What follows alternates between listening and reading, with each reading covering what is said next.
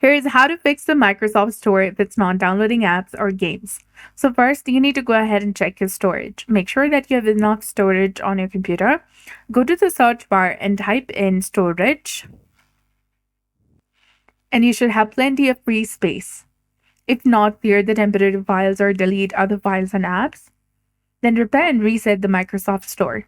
If the storage isn't the issue, close the Microsoft Store and search for Microsoft Store. Then after, right-click on it, go to App Settings, and here you need to scroll down and tap on Terminate to completely stop the app.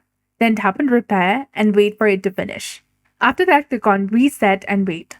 Once done, try opening the Microsoft Store again to see if downloads work. You can also try reinstalling the Microsoft Store. If repairing and resetting didn't really work, uninstall and reinstall the store. So that's it for this video. I hope you found this video helpful. If you did, please like, share, and subscribe. Thanks for watching. We'll see you again in the next one.